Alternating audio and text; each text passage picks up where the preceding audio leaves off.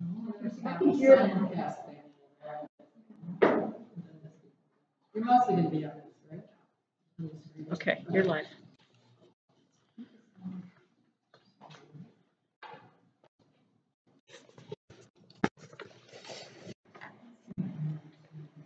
Hello, everyone. We're going to be talking today about city bees and country bees is the topic, and or urban city. How many people live in the city? And how many people? Let's see. Hold your hands up high. It's about 50. City. How many people live in an urban area? And how many people live in the country? Everybody else, right? Like half and half. And you have bees. Everybody has bees of some sort, or yeah, okay, we're looking to get bees. Okay, well, my name is Mary Helen, and I live in Portland, and I live in a little urban farm that I've created in the last 30 years in North Portland, and it's really kind of, the energy is different. People walk by. I mean, you just feel it. The bees have helped with that. So bees chose me, and that was about 10 years ago, I guess now. And I just said yes. I'm going to talk about my experience having bees in the city. And Tina. Tina. So I live in Corvette. So I'm just across the river from you guys. So I wave at you. So I'm in the east winds, big time east winds. I've had some major learning experiences. And Mary's been mentoring me, as this group has, in learning to deal with weather and such and family. And we'll talk more. But anyway. So we're going to show the first slide. We're going to run through some photos that are from both of our collection of photos over the last several years, and talk a little bit about some of the similarities, some of the differences, and feel free to ask questions so that we can have a discussion. So, but I'm not an expert by any means. I'm just speaking from my experience, my observation. The bees are really good teachers. So, and so are you.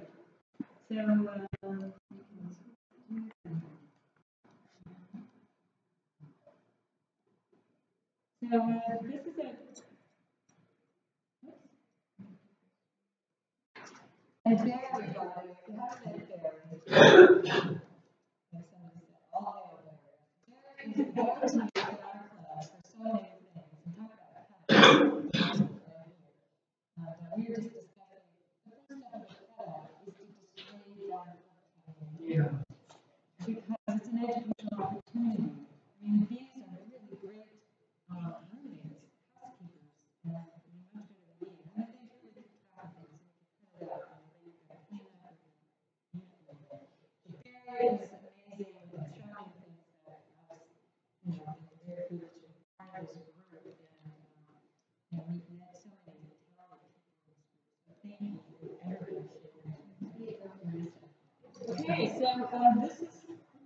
This is just a picture. I started out with somebody else's hives, but I wanted to share my flowers in my backyard, my neighbor, and then as it turned out, while I was there, thank goodness, he got stung by mistake, and he got caught in his pants, and then he got stung in the leg, and all 6 of the flowers fell to the ground. So that was the end of bees for him, or his wife.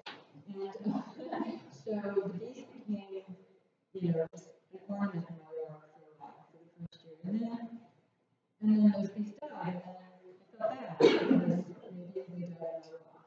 But a new swarm moved into that hive. I had nothing. So, I had the good fortune to know Jack, and we sort of knew each other for years before, actually, and finding some bees with pathways out in the cars. And that's a good story in itself. So, I was having the first time with bees. We both knew that one. That was very funny.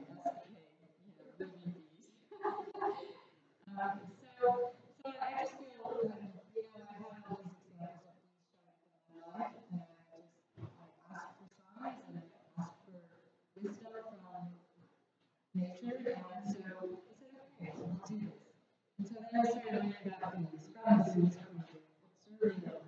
But I was first, then I went to you to do it. And so, of course, I was told you get these boxes and you get these frames with, foundation, and you do this and that. And so it advantages you to be able to see things in a hive and go in there. And this was a picture I took in that phase of my beekeeping or my bee stewardship. And that was actually the beekeeping, because of course this is a frame, a brood, and you can see the little puffy things. If you haven't ever seen a brood comb, there's a queen right in the middle. And you can see her, if you've never had a chance to see a queen, well, I just showed a queen first off. And then she's being attended to by these beautiful bees, her daughters. And so anyway, that's picture. This is why I do this. This is why we all learn about how to support the city or the country. So, and the common thing, you're going to add to that. Keep going. So, the bee's favorite food, what's their favorite food? Common dandelion. Brassica officinale. So you're in the I'm gonna film you anyway. In the corner? No, in the film. Oh, There you go. okay. They're both a little shy about it. Who's watching this out in the world? So, the lowly dandelion, all hail the dandelion, truly. It's the bee's favorite food. It actually is our food, too.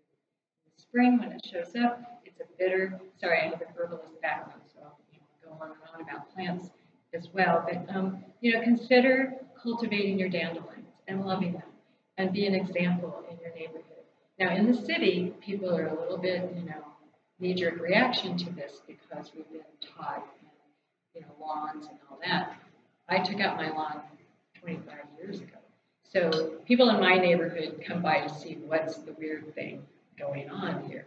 And one of them is the dandelion. And I give awards to my neighbors who let their dandelions grow. It's sort of like, woohoo, you have the most dandelions in our neighborhood this year. And to make it special. So for me, in an urban environment, it's an opportunity to interact more with people where they're at. You're your neighbors, talk to each other, be a good example. And, I can sometimes get on my soapbox a little bit and, I just have to watch that because everybody's on a path and they're at the right place for them. So and what do you have to say about that? I have weeds. I live on a farm and mostly cow pasture and forest. So it's a 4 generations family farm, not mine, my husband's. I moved into this. And so they have done cattle. And so as we know with cattle, they have to eat hay, so they have hay fields. So they've been spraying the hay field. So in moves this one, and no spray, no spray. I have a sign up, no spray, bees at play. So I've been there 4 years in Corbett, and it's been a huge learning curve for me, as a new beekeeper, but also for my family because, the flies are bugging the cows, and according to them, they hang these powder things that are pesticides, and I didn't know this. And then I saw this, and she told me to hang this, and I'm like, what? Wait, what? Wait, what are we doing? No, the cows, no, this is just wrong. And so, telling someone that's been 4 generations of cow farmers, no, you can't do this, and the newbie here is a really challenge. And so I think what really impacted my family is we're not spraying, my husband and I, so we have 10 acres, and they have 40, and the other has 20. So we started as one of the family members just not spraying, and I go out in the field and I hack I know, don't get mad at me, but the cows have to eat from our pasture, they're grass-fed beef, so I go and I knock all my thistle off, because I have to have a certain amount of grass for them. So that's how I avoid spraying. Trust me, it's a lot easier to spray, but I can't do that. And so I just can't do that. So there's lots of clover. There is something, I'm not sure, orange going on right now. But the big story here is, in learning and teaching my family, was I came home one day and I had, I think it was a swarm, I'm not sure, I had something last year. It was a swarm, I caught in Corbett, and they're really feisty little girls. And I came home and I see a bunch of them like stumbling drunk, kind of looking in front of the on the floor, and I'm like, what is going on? Because, I did my daily rounds twice a day, come home from work, check them, and I'm like, something's not right. And I'm watching them, and I'm like, I'm picking them up in my hands, and I just started crying. You get this, like, gut feeling, and I just start crying. I'm like, something's wrong here. And I'm crying, I'm not sure what's going on. I go inside, I call my sister-in-law, I'm like, did something happen here? Because she's home all the time. Did something happen here today? Did anybody come and spray something? Or she's like, oh yeah, I was spraying down at the barn because the cows, the flies are bothering the cows. So I sprayed the cows that were in the barn. Okay, the barn is like maybe 50 feet from where my hives are. She's like, but I didn't go near your hives. I'm like, oh Lord. I'm like, okay, so I have a bunch of dead bees right now. Where is that pesticide you use? And I went and got it, and I don't remember the long P word name of it. So I took it and brought it to Metro the next day, and I said, it was her way, and she was really upset. Didn't kill the hive, but it definitely did damage. And so I think my education piece to her was, she saw how upset I was, and she knows how special these bees were to us, especially it was our first swarm. And they survived that particular pesticide invasion, and they were a very thriving hive. But the next thing I'll talk about, and maybe move on, is bears invaded next. And so we not only have wind, we lost a beautiful hive to 1 year. Then last year was bears, and they got to both hives. I have one by my house and one down the pasture. And so electric fences work, but don't work. So my husband is pouring concrete today, and we're building another fortress with a dog cage around it. So that's because I'm like, now, I need that now. We're not waiting till fall. Because, we got time, my husband. The bears don't come out and start foraging. No, I saw my dog sniffing around pooping. It looked like bear poop to me. So I want that cage up now. So anyway, I do my rounds, So anyway, family. I talk about family. I claim that. So anyway, my point is that family are like neighbors, and you have to educate. Even though they know your passion, they don't know it until you live it. Yeah, it's a dance that we do, and as ambassadors for the bees. You can look forward to that. So these are just a few photos from my garden. This is, I have vegetables growing in my front yard as well, and I don't always call them vegetables because I let them grow till they flower and produce seed. So I like my yard to be an example of the whole cycle. And the full cycle allows for food for other creatures, and the bees are just one of them, the birds. So the winter, I have the messiest yard in the neighborhood. And my neighbors have gotten used to that. Usually there's a pile of chips out there out on the street. It's like, they kind of like that. It's like I'm the weird neighbor, and it just gives them a sense of, there's somebody different. They like that. So it depends on your neighborhood, and if you just, be who you are, be authentic, and don't make them wrong, but just be a good example. So this is, who knows what this plant is? It's like broccoli. Could be mustard. Kale, maybe? It's in the mustard family. So I have red and green mustard that I grew. It's great, wonderful green, but also provides great flowers. It's in the crucifery family, right? And this flower, anybody know this? It's a trick question because white borage flowers, I'm told by a plant breeder, are not existent, except in my yard. So I've been like, you should, name that and send it in and do all this documentation. So when you grow things, they naturalize to your locale.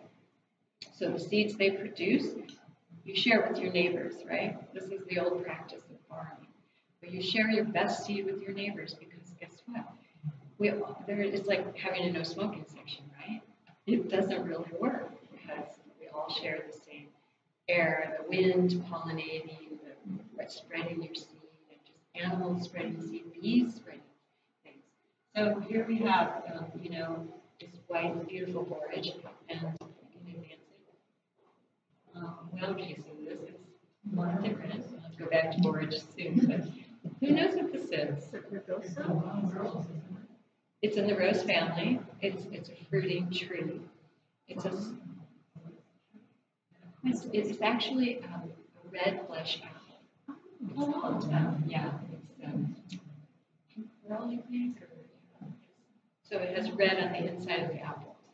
And the flowers, the blossoms are gorgeous. So I espaliate my trees in my front. I have a very small yard, so I have a really high concentration of diversity of plants. And so I fit a lot of things in. And so that's what I do is I espaliate fruit trees to get more blossoms and more fruit and create a little barrier from the street. So anyway, we can advance.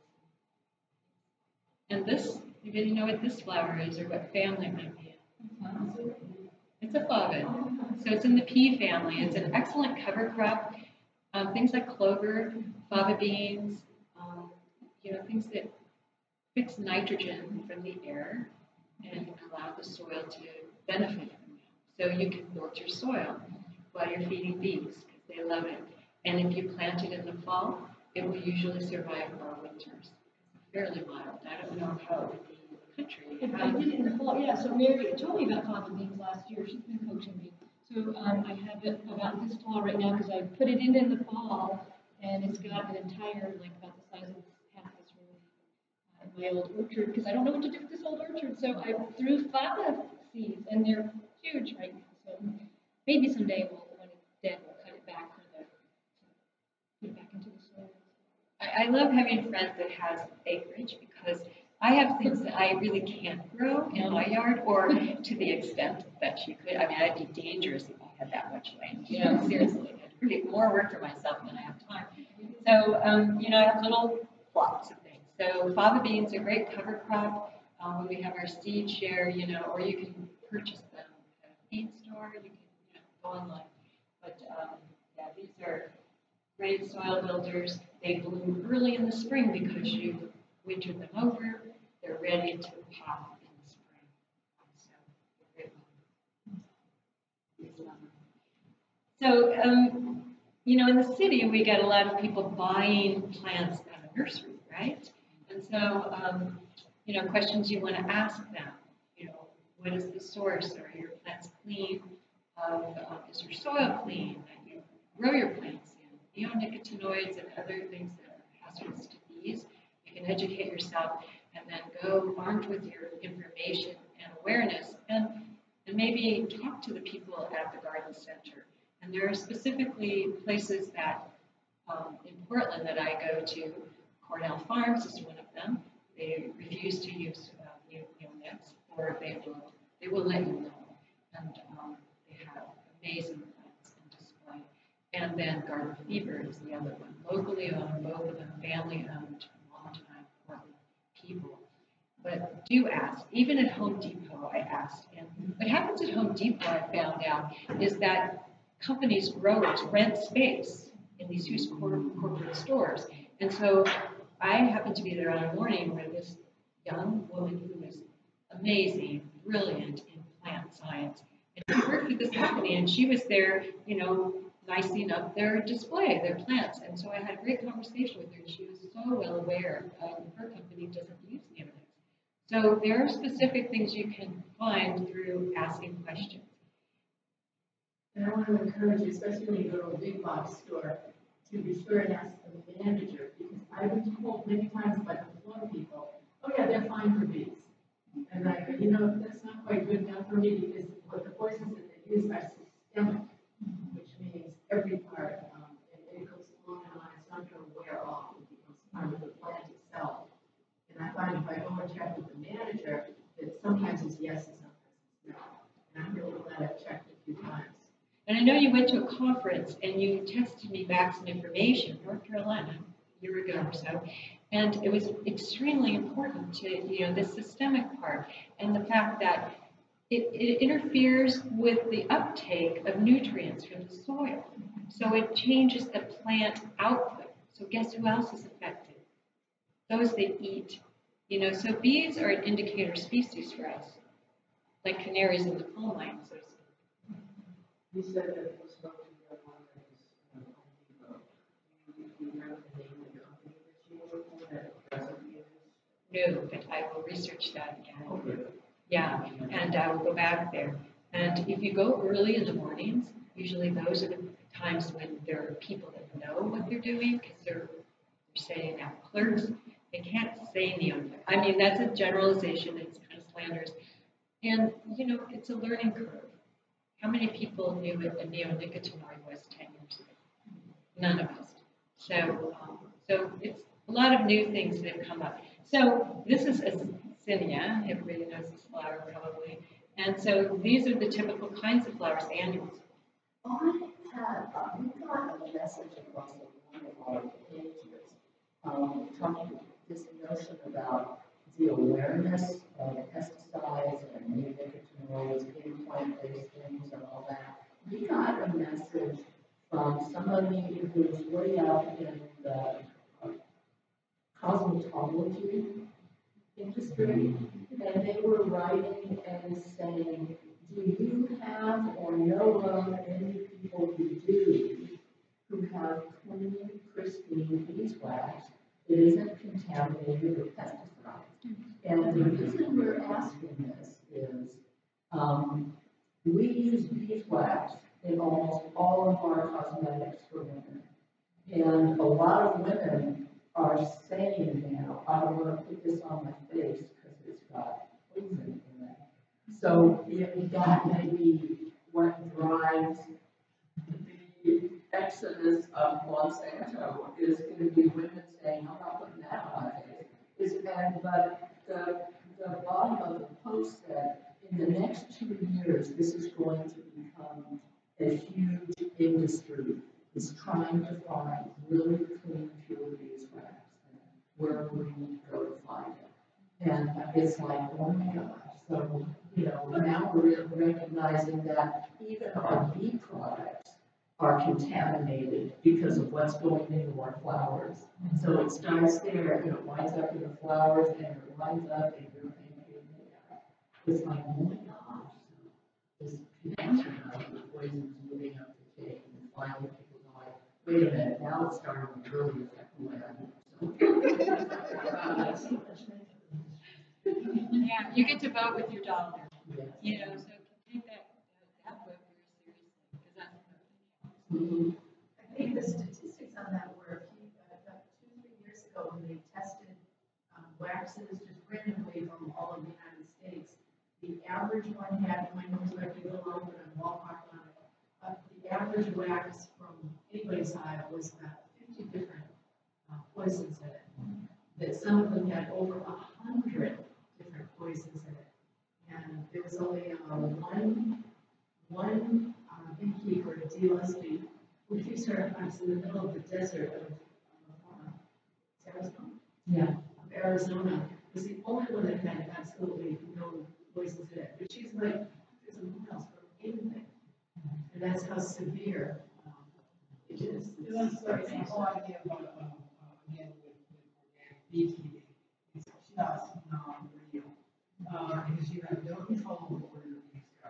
5 mile area. Yeah, and it sounds like, you know, you have to be out in the middle of some desert for things not to be affected by all the things. I mean, we don't have any industrial farming close to me.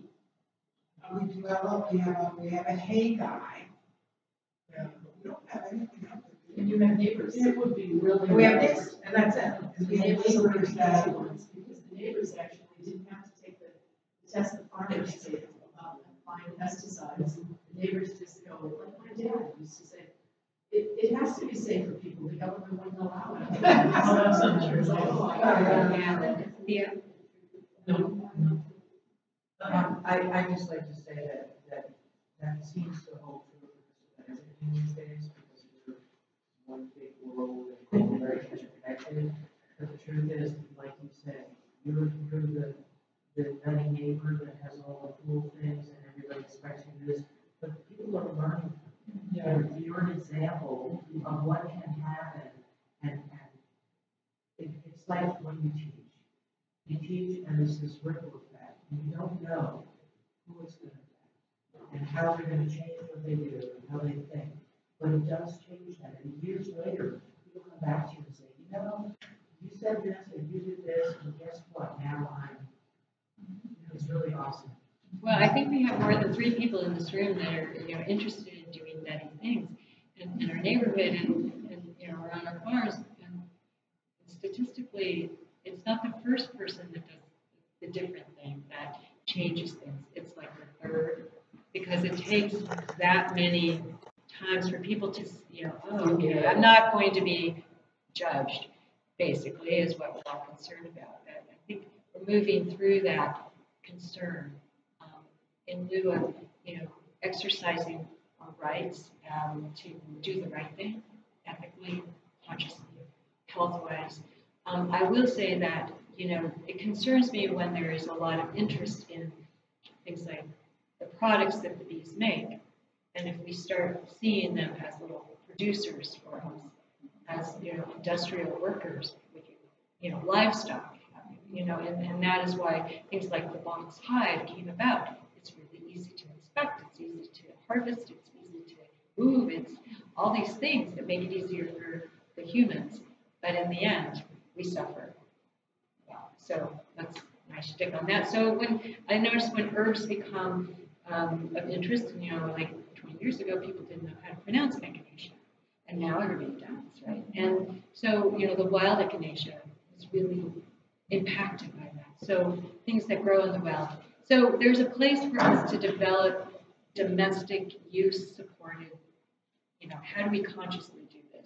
And maybe there's a way to harvest wax or honey that is more conscious, and we just need to keep trying so we don't kill bees in order to, take from them, steal from them. So not to go off on a tangent, but speaking of herbs, I know, many tangents, but speaking of herbs, another thing, and I did hear, and it hopefully hasn't impacted me yet, but there's a lot of pot farmers in a lot of our, farms, cannabis farmers, and they spray a lot of pesticides. So I do know of a farmer in Sandy who she sells honey. I don't know her personally, I know of her, and she lost about 5 hives because her neighborhood farm was bought by marijuana growers. So that's something to be aware of and to educate, because I don't think people are aware of that. It's kind of new to us here.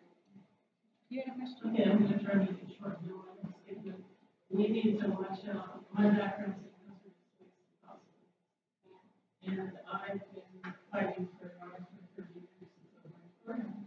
Like here, it's a little over half an acre, and it's forest, and it's vegetables and herbs and stuff. And the neighbors come on, and I was teaching classes and stuff. And just so I know, I identify with you. Are you a colleague? But and I have to sell it. I can't keep up.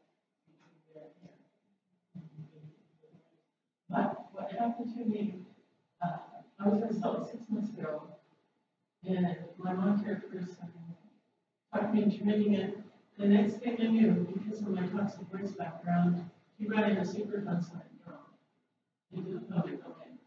It was sitting at my driveway, and he dumped recycle all up my driveway and across in front of the garage.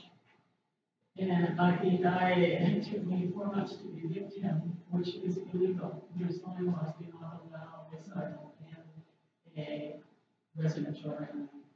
In federal law, any recycler that has anybody that dumps 1,000 pounds in a yard is considered a small quantity gender. In federal law says those have to be in an industrial area and 3 miles. Those industrial areas have to be 3 miles from the closest residential area. Okay, now to try and make this short, I got him out. I paid several $100s to have tests done. It is not the degree of PCBs that are now in my driveway are under regulatory. They're not above that has to be regulated, thank God. Regulation would be just under 0.1 part per million. These came out 0.17. And my other samples across my yard, I think I cross-contaminated, came up 0.08. And I think that was from my trout, because I think they're cross. So I think the rest of my yard is still pristine. I have no herbicides, I'm non-pesticide, non-herbicide, and I'm extreme about it. So when I'm probably one in a million that would have caught this. It's only because of my background. When I walked onto my property after the city of Portland had made me clean up the recycle, the day after they did their inspections and the day after I did my inspections, I walked in and here was that drum sitting. And I wasn't there the day before because I taken pictures. I didn't take pictures. And I wish I had, because they would have helped my kids. And then I started to dig across the driveway and I started pulling up pieces of ceramic about that long. They were like obsidian and they were about 2 to 4 inches wide.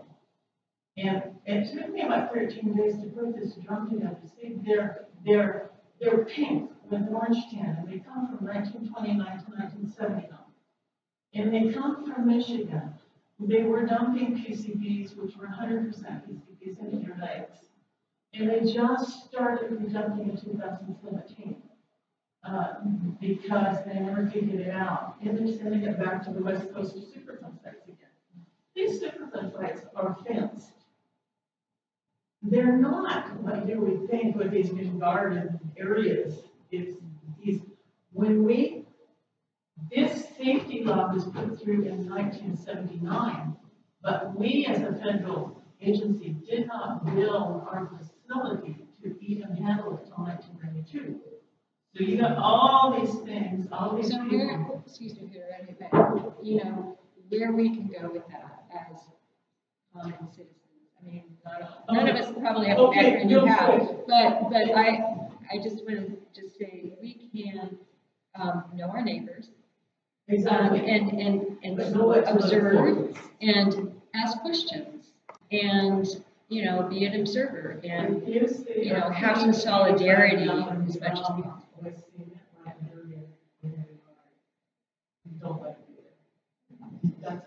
And a lot of people are unaware of what the contamination hazards were. Probably that person did not know. So, you know, where does the burden lie? It's sort of like, you know, the corporation that made that. So we have to go back. So there's a lot of things that, you know, used to be allowed that aren't allowed now, and the regulations prevent people from just taking it and dumping it, or taking it to the dump. It has to go through processing, and that's expensive. So there's a lot of, you know, concern for how do we support the processing of, you know, holding these things in dirt.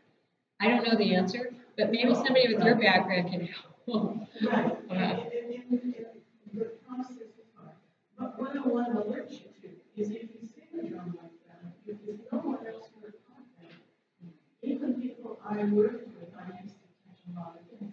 I was also responder. And I took it very seriously.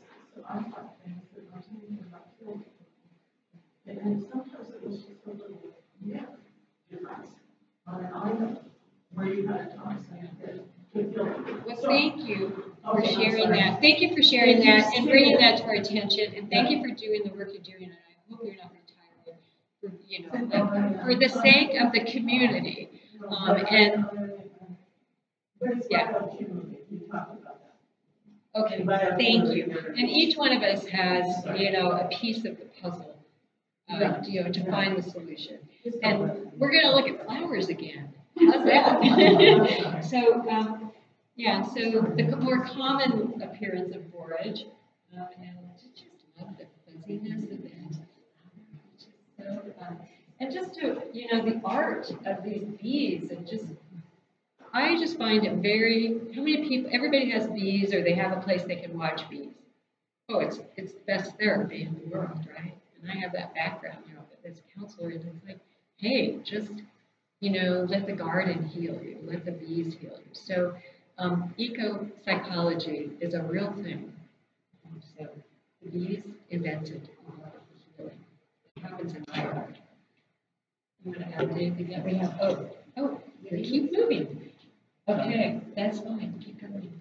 So the next one is more than his, but I just love the antics, or the behaviors. They're capturing their faces and their movement, slowing it down. So photography is a great medium. If there's any of you who are artists, photographers, to capture this thing that not everybody gets to see and bring it into other people's lives. I think we should do an art show out here in the lobby. We get to use this beautiful space, and I'm just visioning when we were walking in. We should do an art show, photography. And maybe we could do it as a club. But I'm going off other ideas. I happen to do that. You have anything you want to say? No, I'm good. Gotta get some water. Okay, that's good. Okay, how many people know what this is? Kiwi! Yes, Jennifer. Awesome. So this is a kiwi, and I never get any fruit, but I get flowers. I was like, somebody says, Lord, you should take it out, because it doesn't produce. It's a male, actually. This one's a male. So I have some females, too, that are slow on the uptake, evidently. But these male flowers, I just had them to the bees. So plan your garden, not just for your own consumption, right? For a more holistic garden. Because the bees give you much. I've got several plants from you. So this is one of my little pop-up driveway garden plant sales I do at my place. And, the plants I propagate are the plants in my garden mostly. There's a few, like a rose geranium that I grow indoors and aloes. But, I just think, shop where there's like pollinators in action. It's like, there's the truth. This is a pollinator plant. I mean, why are we not having hives, tree hives at nurseries? So, like, there's an area that we need to think, like, okay, maybe it's a liability issue, but if it's a tree hive, nobody's in charge of those bees. They come and go. They are the deciders, right? So they just happen to be in the neighborhood. But I like having bees, lots of things around, demonstrating that this is not just a flower garden, this is a habitat.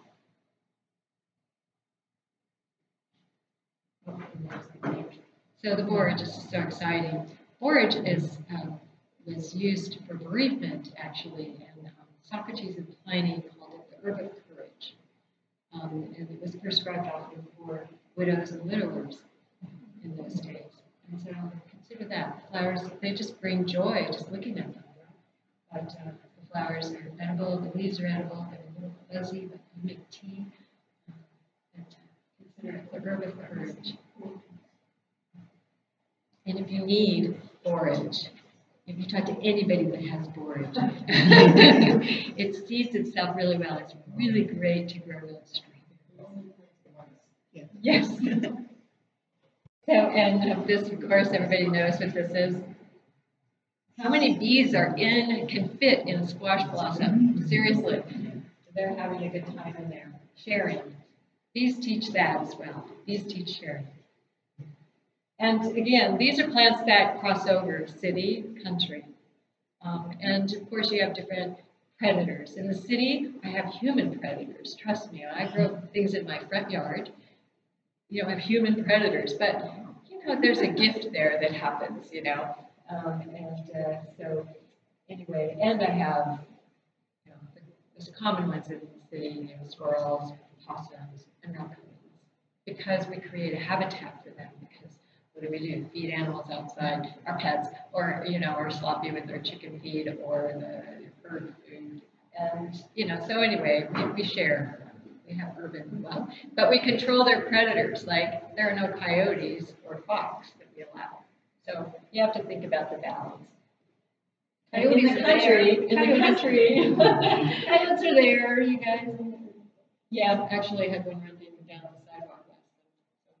They live on the bluff. I live near the bluff, Willamette Bluff, and so coyotes once in a while will come up because there's cats and dogs and children and all sorts of interesting things and squirrels and possums and such. So anyway, and now, and take a close look at this. What is this little? What's this picture?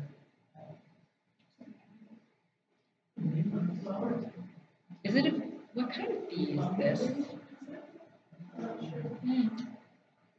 I think it's a sweat bee. But, you know, so it's not just honeybees. No. And if we're preservation beekeepers, if we're creating habitat, we're going to attract a lot of different pollinators. I particularly like the paper wasp. We get along fine. And, you know, the first year or two, I didn't really know the difference between them and yellowjackets.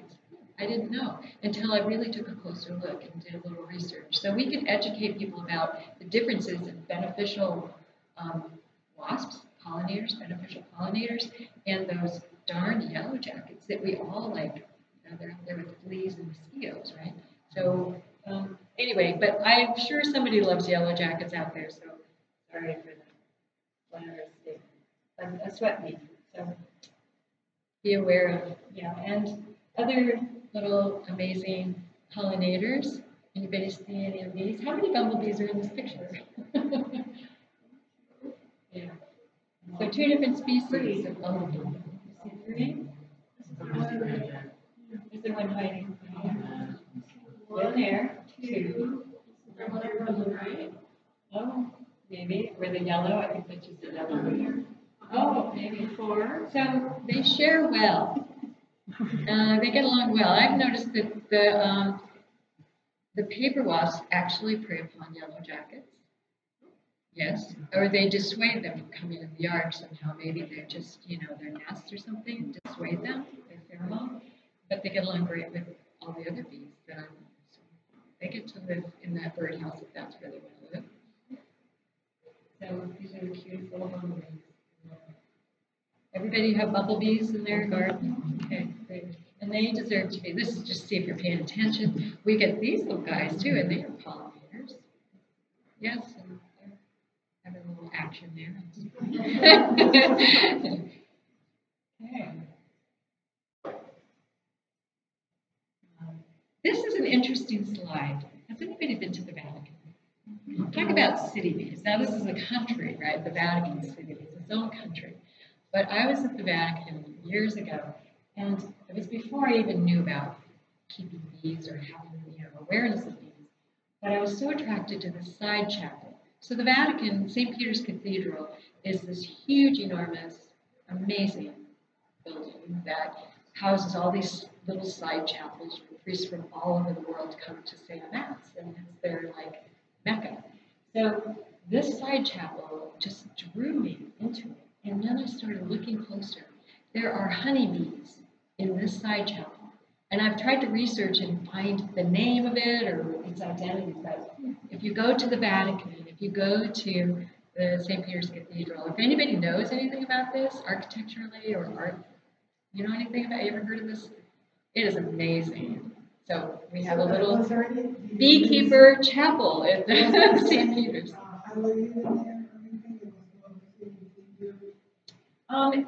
Well, you can see, actually, there are bees up here.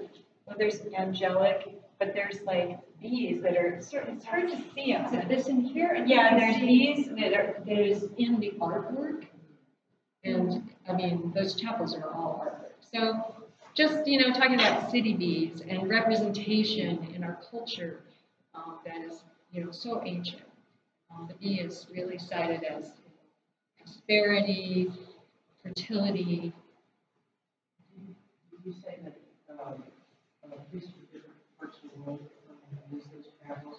Do they alternate in those chapels, or do they actually have a station that's that country goes to that? I don't know that for a fact, but I got the impression that they cycle through it. They make an appointment to, you know, years in advance probably to schedule their time in that chapel. Yeah. Okay. Moving right along. And here we moving into, you know, and that last one is really kind of the sacred space, the sacredness of the bee, and the sacredness in our culture that has been observed over time. But this sacredness, if we're looking to, you know, we need to ask, what do bees want for their habitat? What are they attracted to? This little birdhouse was made out of a log. And these very resourceful little bumblebees found it in my neighbor's yard, the same neighbor who His wife said, no more bees because you're allergic. Oh. So she hung this birdhouse over the children's sandbox. And guess what? Little bumblebee moved in and created this amazing colony in there. And she was like, you gotta help me with this, or I'm gonna have to, you know. So she bought this beautiful box. It was a very precious memento that she got, I don't know, for her child's birth. And it was from Audubon. It was a beautifully made habitat for a bird. But guess what? We don't really get to decide because they decide. So this became habitat for bumblebee, and I was asked to get it out of there. And so I said, okay, they're going to be gone for the summer, and maybe they'll come back, you know, in the fall, like they usually, you know, leave. So I called Jacqueline, and I said, Jacqueline, can I bring a little bumblebee colony out to your forest? So this little colony got homed out there, and they spent the summer at Jacqueline and Joseph's. So, and they don't winter over in the same location, which is interesting. So in the late fall, there was nobody in the summer to give the house back to her. And just this week, I saw that same kind of bumblebee. So they successfully, she burrowed in the ground and came back out. I have no idea where they are. Yeah. Well, there is a big discussion. There was interest expressed about bumblebees, you know, calls about bumblebees. People are becoming more aware. And it's like anything, you know, once you see it, everybody sees it, right? It feels that way. Or you see them everywhere, you know, cars or bumblebees or whatever. So there's this growing awareness about bumblebees. Now on the pub Facebook page, there's this huge discussion, and there's like interest to like, let's learn about bumblebees. Let's study them. Let's like talk about the habitat that they want. I'm going to see if I could borrow their birdhouse back again and take it to the pub meeting this coming Wednesday, first Wednesday of the month. If you want to come, please do. But it's really like, let's do the measurements and let's replicate what the bees choose. Bumblebees are doing all over my yard, and I love the plants. I have birdhouses everywhere. How can I encourage bumblebees to move into my birdhouse? I don't put a name for the vegetation. Because they are. Can you speak up for the, yeah. Because I had some pairs of hummingbirds, I didn't seem to want it, but I have eggs, so it's still here. And what about grouse? Okay. They really like old European moss nests. Yeah. Attraction. And from what I've read, and I've read whole books about bumblebees, natural history and stuff. And it's very hard to attract them to any nest. I mean, whether it's a ground nest, and people who research bumblebees have a really hard time because they can't establish natural nests, or they can't tell people, put out some housing for them, because they very rarely will go into a place that people have specifically set aside for them. But you set up a birdhouse and boom, there they are. One year I put out one of those old boards with holes, and bumblebees moved in, and that's the only time I ever have moved in. But so yeah, and especially the ground nesting ones, it's really hard to invent some kind of ground nest that they'll actually use. I've noticed the ground thing to be aware of is I do a lot of mulching. And they like, yeah, they like that. But if you put it too deep, you might just, I'm not sure if they can make it out, you know. So just be aware of that when you're spreading your mulch in the fall and winter. You might You've got it enough. Log piles. And they're just tucked in because they stay from rain, they're tucked in little ways. And birdhouses like paper. Oh, when we get those birdhouse calls, they're also easy ones to do. At night, we screen out a table. Yeah, I've got two big cedar dogs in my yard, and I was getting them slapped up this last week, and they started cutting out the ends because it's hollow. I got them to make a bee hive, and each of the trunks has a different type of bumblebee in it. Cool.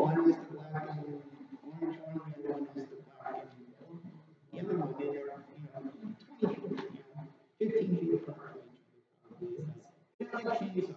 I gotta admit, they don't like chainsaws. So we should consider the sacredness of the space that they choose and learn from that, I think. And replicate that. What do you find? We don't do a lot of weed whacking. I mean, you know, where we live in our house, but there's just so much I think we have a picture of native spaces. But, yeah, but we'll see some pictures later. But anyway, so I let a lot of stuff just go wild, and I don't know where they nest. I can't tell, but they sound like swarms of bumblebees. And my grandma, you know, lived there. It's like about 80 years old, this old homestead, and she's got rhododendrons, you know, huge that I bonsai into. And there's like thousands of bumblebees out there. I keep saying, "Where's the swarm? Where's the swarm?" But there's bumblebees, and I think they nest in her old wild roses. Because I tend to hear them at night and see them early, like, you know, at crack of dawn.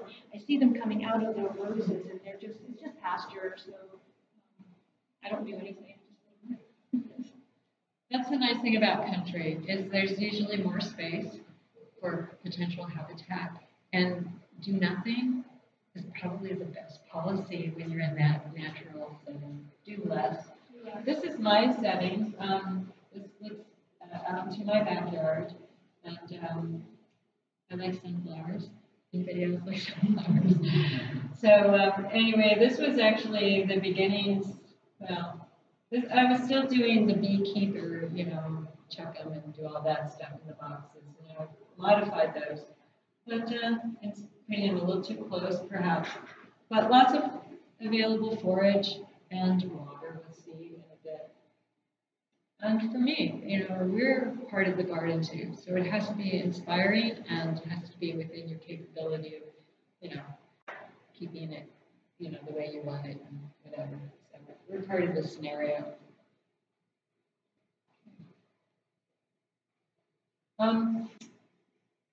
Swarms. This is you can see this little swarm. I want to talk about the differences in city swarms and country swarms, and there's a lot of crossover, right? So this was a swarm call I got. This was in a neighborhood area, and I get there. Sometimes you luck out, right? It's like dragging on the ground, right? So that's just a little pruning shears in the box, and you wait and make sure everybody got in. All the people that the bees the bee people that are out, you know, foraging.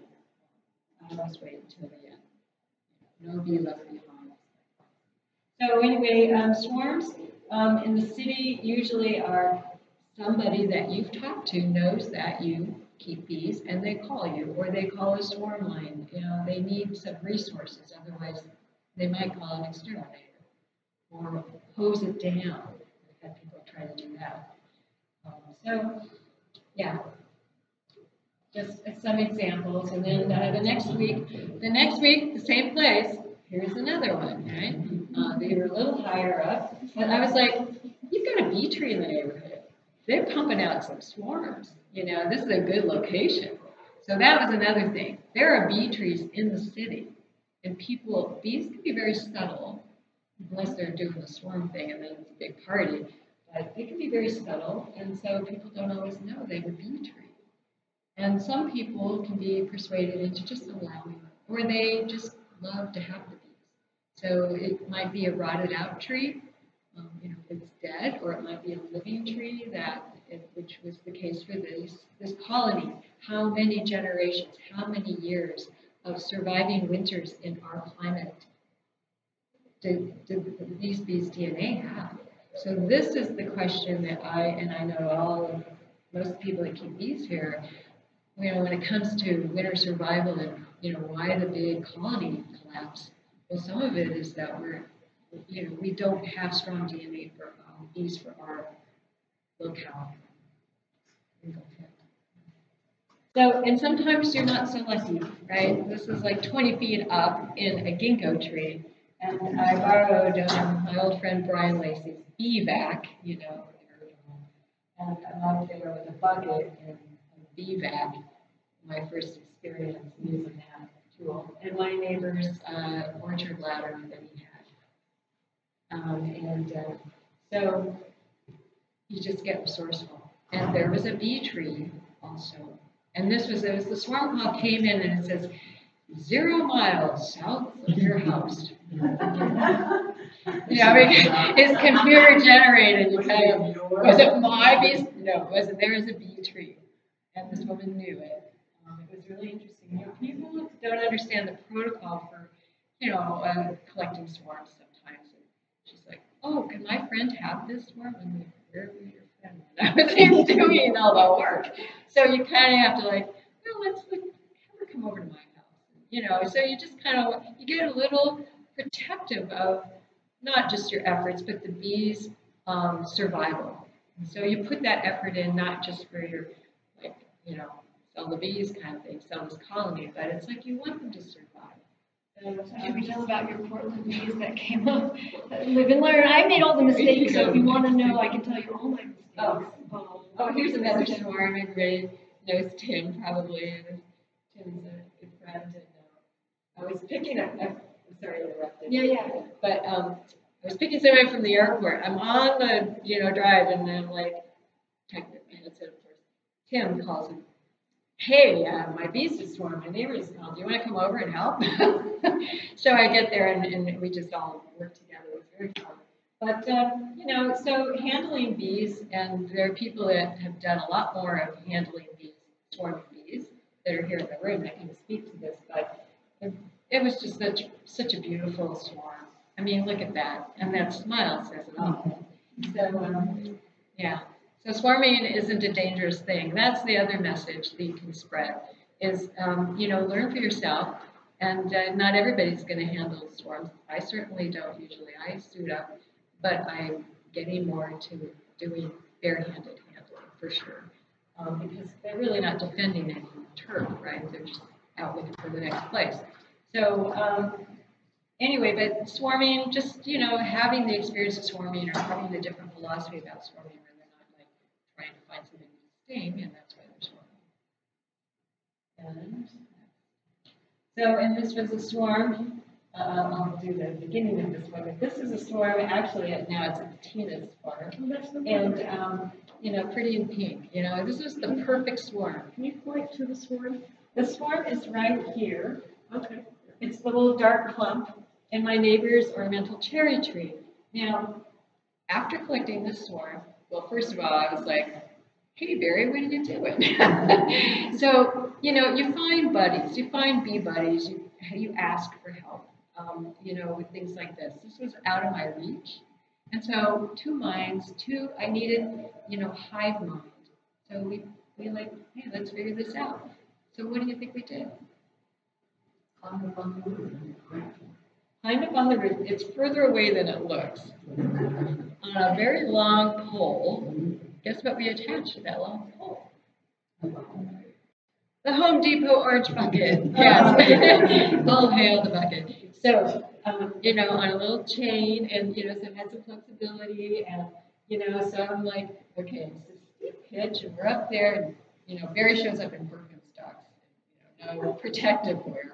He got trained by the best over here on the other side of the room. And so I'm suited up, at least a hat and a veil. I did the hat and veil, that was it. But anyway, so I'm like, so he's like leaning out over that, and I'm like, inching my way, I'm like, okay, shake like hell. So shaking the branch and then drop, But the whole experience was like fun. Yes. Like, there's a little danger involved, there's a little, exciting, and it's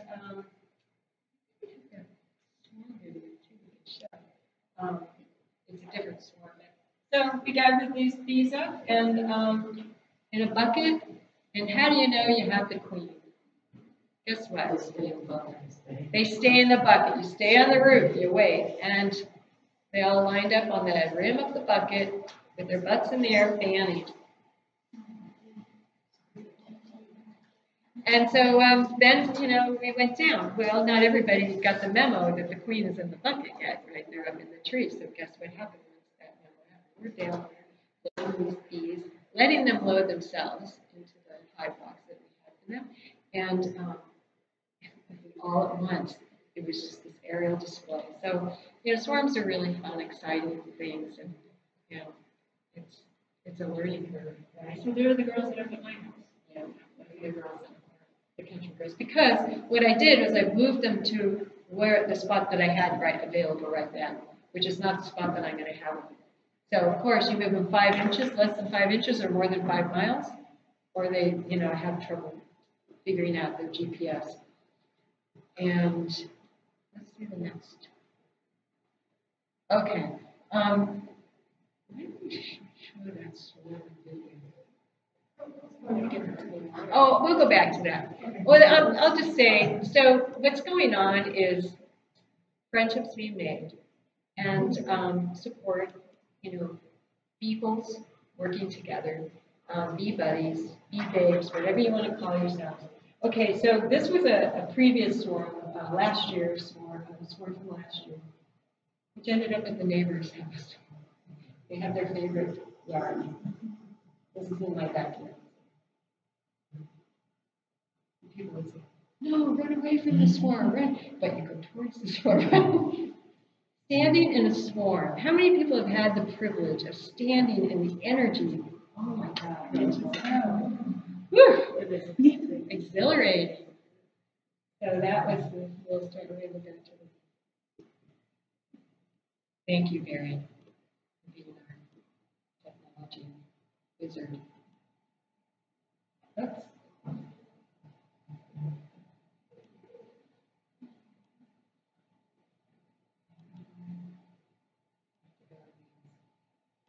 Enjoy this slideshow while your party is being reached. About water? Do you want to talk about water? Yeah, we got water coming up here. Here we go. Okay. Next one. Okay, so you know, this is when I was doing the you know, regular let's do beekeeping, and I'll go back to it. Okay, so this is stylish. Okay, this is my good friend Mandy Shaw, who's now the president of Pub, and she's just a great creative energy person, and she makes these gorgeous little outfits. She's got these knee-high lace-up purple sneakers as part of her outfit, you know, her leg protection gaiters, and she's just a rock star. She made her little suit because they don't make them small enough for her size. And we're out there, you know, and it's just gorgeous, you know, and you got a grapevine, and it's like, you know, what would you want to do? But, yeah, and fava's growing in the front, and yeah, it's all good. So, and of course, you know, anyway, there's this stuff that I don't really do anymore. And yeah, I miss parts of it because I'm not in there seeing them, but I'm also not in there opening and closing and having them have to deal with repairing and, you know, dead bees getting squished. So there's you know, there's something we have to, anyway, I've evolved, I'll just say that. And again, you know, swarm collecting, this was another thing you do, you know, you educate people, you make a sign, because a lot of times you have to go and come back and leave the box there. And, you know, people will think that there's a problem if you do that without some kind of information.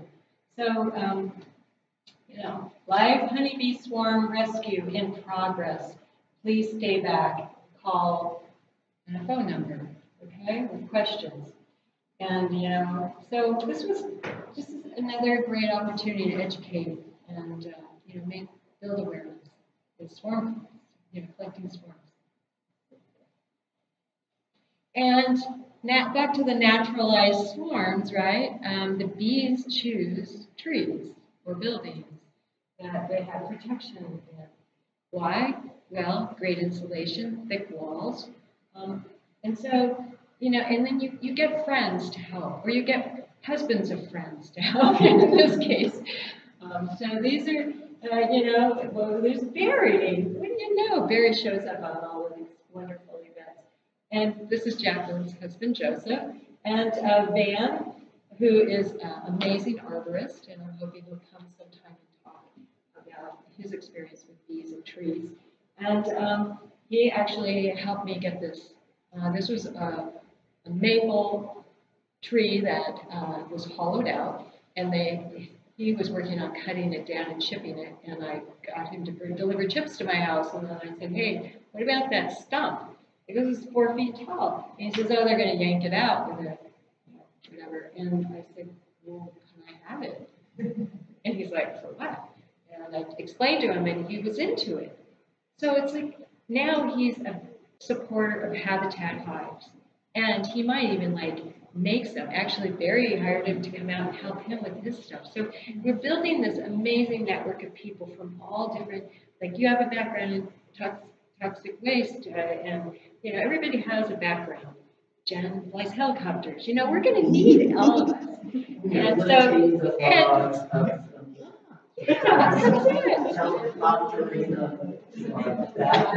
helicopter. So, yeah. And if you need an appliance dolly, I have the place. $14 for like the whole weekend. We never weighed, but it's a lot. And so, look, but they're happy. We're having a good time, you know, and it all worked out. I mean, I had this thing, you know, dropped off. Brian and I went got it. We put an ad in asking, one of us had a chainsaw, you know, next door. So anybody have a chainsaw up there, you know, in next door neighborland. And this guy shows up in his Lincoln Continental, gets out, yeah, 4-door, it's really cool. And he opens the trunk and he pulls out this long arm chainsaw. It's so, like, huge. And this guy knows what he's doing. We scored. And so he did an amazing cut, because there's an art to this. And he just measured it, he had it perfect. He's an artist, he's a woodturner. He just knew what he was doing. And I looked out. So you just ask. If you don't ask, the answer will always be no, right? And you'll be alone. So make friends. Bees help us do that. And now, you know, he's involved with this whole community networking. So we can make it work. And then Brian Lacey, of course, has been with him forever. And, you know, he has a little trailer and got this log in and this Sunday. Oh, okay, we're going to speed it up a little bit. Sorry for all the stories. And you need to define the hive. So, you know, have Barry come out and bless your hive. Next, Barry. And so this is its position now. And then we made this little, like, so it's set up with a little hive in there, a box. But the bees decide, we tried to put a swarm in there. They responded. So we took the box out. And guess what's underneath? Bees, a little swarm, decided that was going to be the place they did it. They've got the little ecofloor, I put an old statue in there, and they've got honey. So the bees are the deciders. They decide what's home, and they liked it. So, this is a little one of your little bamboo pieces, and then there's a larger hole. This is actually the stump turned upside down. It just worked better. And, you know, fill in that area with burlap that was the big gap. So they can propolis it. I can do some kind of elaborate, you know, cover for it. I'm always looking forward to this. And so this is my Tina. So hey, we have to come over here. We got to rush. So Okay, so anyway, this is no longer bear-proof. It's being bear-proof now, but this is one of the hives. And you guys are over here in Washington.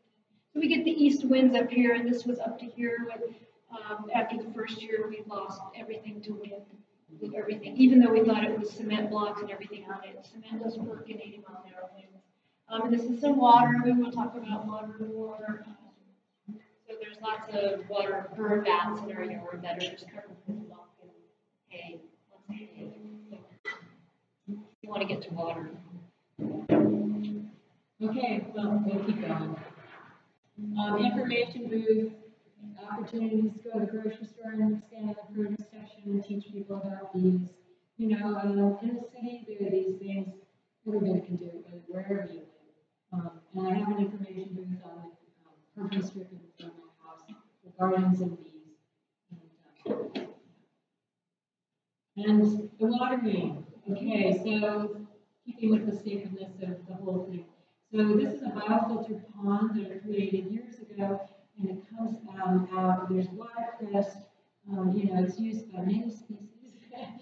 And I have fish in there, and anyway, I brought some materials You can look at that, I have, for a lot of, and you can go ahead. Pick that up. Oh, we'll pass it around. So there's a little moss, there's some little glass rocks and some sticks, some wood chips, and some, can you see that? Yeah. And something called a bioball, which is kind of interesting. These are something that people who do biofiltered ponds use a lot because it has a lot of surface area. So biofilter is plant-based, basically, or microbes and lots of things that live in there, the muck that filter the water. Okay, and this is charcoal, mesquite charcoal. And so I've inoculated a lot of mesquite charcoal in my biofilter pond, and then I use it in the eco floor for the bees. The bees love, and I put it around the water sources, and they suck water through it. So they actually, I like using the charcoal. I bury it in my yard for biochar and use it in the water for the bees. Okay. And But don't put your Christmas tree leftover with sap in your. I'm just telling you about all the experiences I've had, because then your dogs feed out of that too, and then your dogs pull it out, and they get sap everywhere on them. So anyway, and I don't think the bees like sap, so don't use your old Christmas tree. Okay, I won't. But you can buy a bag of mesquite charcoal, like cash and carry, basically. And not mesquite charcoal.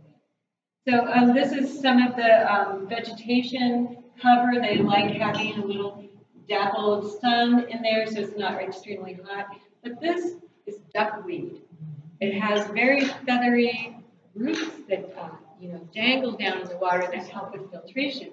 And it provides a surface tension, a surface area that the bees can land on. So this is floating on the water, and it will provide a platform for the bees that can stick their, to get water out of there, without drowning. So, yeah, protective surfaces. And the edges are really important because the mucky edges are where they are safest, and they just get water out of the mud. They love it. And they like water around the watering troughs. Yeah, Around the country. This is what a lot of people do, is a repurposed bird bath, and I put some rocks in there, and you can see them all lined up around the edges. Aren't they cute? This is a bit of a rough surface, so they can hang on to rougher surfaces. So it works well for them, and they like it kind of mucky.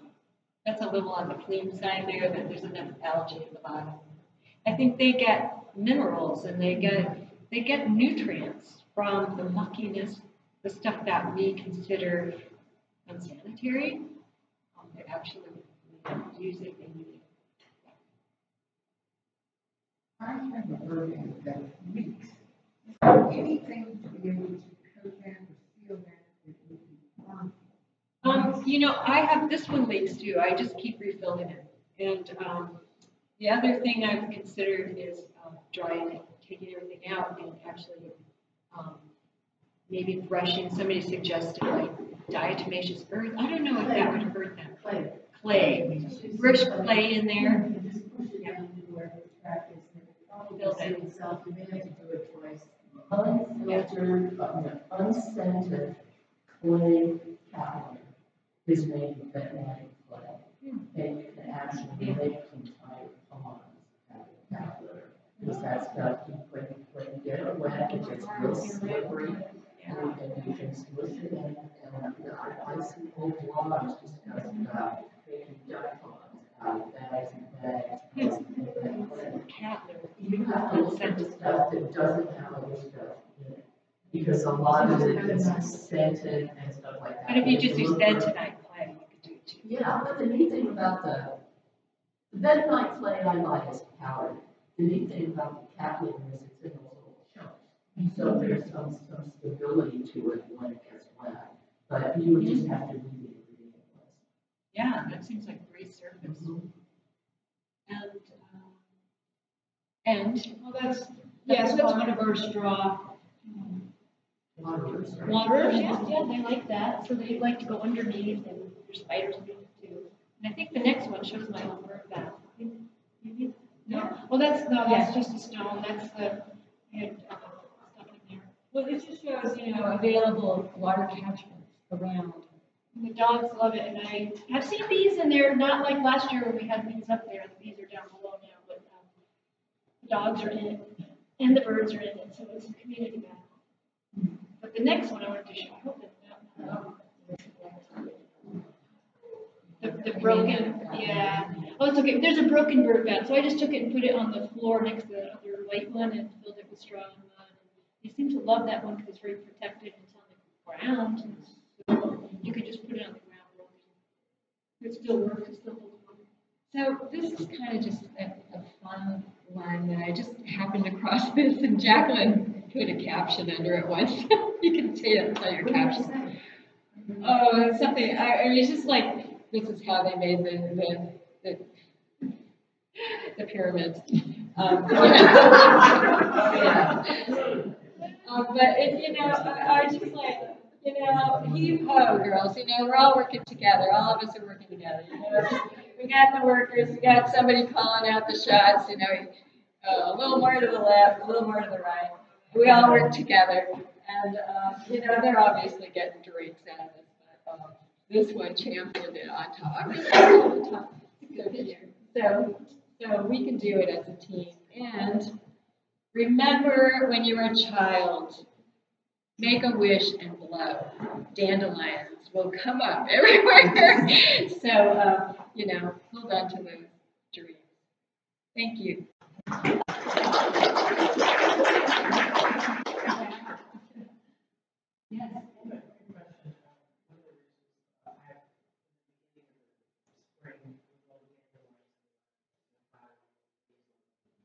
leave it alone, but then sometime around now, they start building all of it. And I'm growing plants for, like the zucchini, whatever, in my yard, and the mildew from the leaves, from the giant leaves of these very large dandelion plants, gets all over and spreads them all over the ground. That's it, it's cut all down. All of my country plants right now have powders of food, and they will all be cut down and ground, and then they'll regrow. It's actually, spores will go everywhere. yeah, and it's actually a really great way to get another bloom or a green, like Pixie suggested. Yeah. So just mow down that lemongrass. But what's happening, so the mildew spores are all over those leaves. Yeah, even though the spores are all there, or you try to get them off of it? I mow it, I just mow it all down and compost it. But many of those filthy things, I overload my compost to a hard to heat. Okay. Stuff it in there, cover it up. And this is my just in the hopes and wishes and everything is kind of like cook. And I said, just cooks. Yeah. So we never thought about different things, but just public service announcement. Not so good. Well, I get stung lots, but just last time I got stung last summer, they stung, she came, visited me. I was even working in ice and on my triple Burma jam. So, I swelled up. So I called Nurse Tina here. Tina is actually a nurse. I just saw you the next day and I got mad at you because she did nothing about it and got worse and worse and worse. Well, just the normal body plantain reaction. and the So- natural things. So natural things are, as we know, plantain and all that. But anyway, carry Benadryl when you're out working in the yard or have it nearby. Because I had not a reaction, but a weird reaction. And I just think it was because the bears were attacking and I got attacked. And so I just think it was my adrenaline. Adrenaline's good. That's what epinephrine is. This is a practice pen if anybody wants to play with it. You just pull it and you just boom, hold it for 3 seconds. Yeah, it's self-explanatory. Mary has one and carries it with her everywhere she goes. But I suggest if you get stung by a bee to use Helichrysum is a wonderful essential oil to help with it if you don't have it. Helichrysum, it's the sunflower essential oil. It works great on bee stings.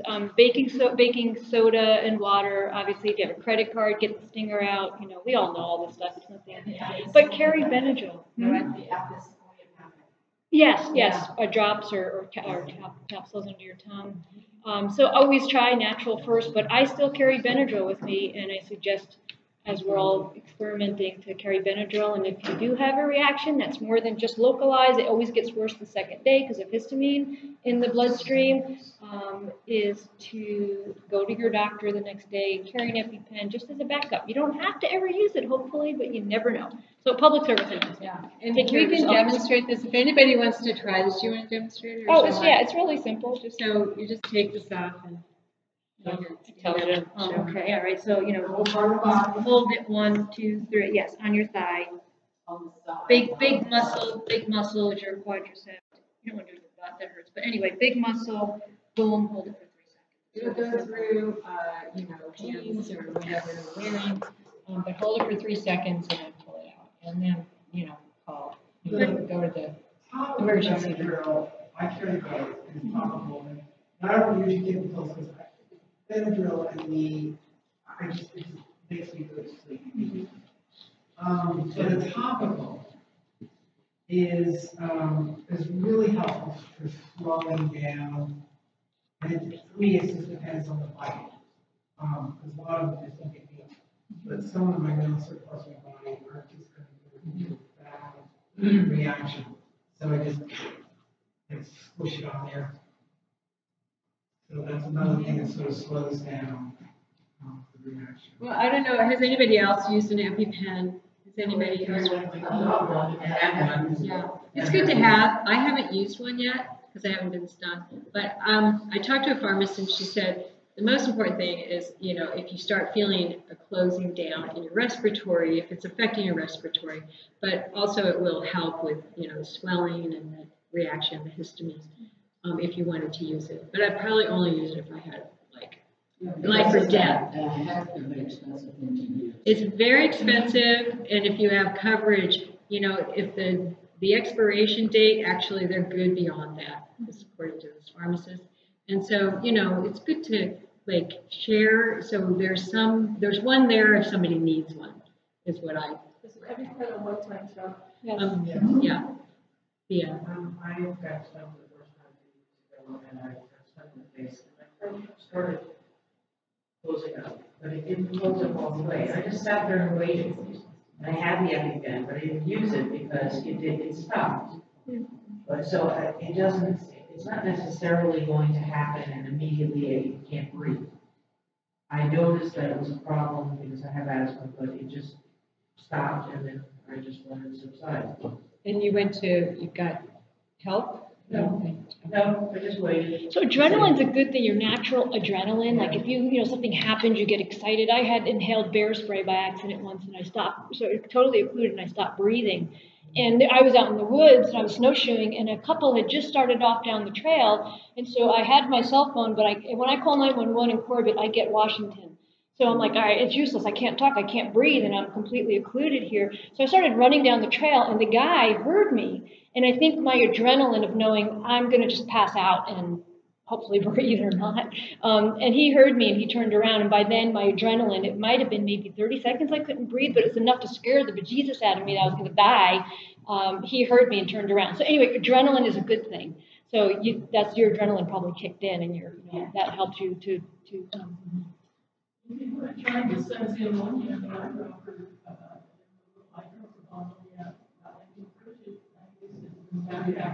Wow, yeah, you mean on the you just spot? put it right on the spot. Yes. Oh, wow. Yes. I had a little girl and her father walked right into my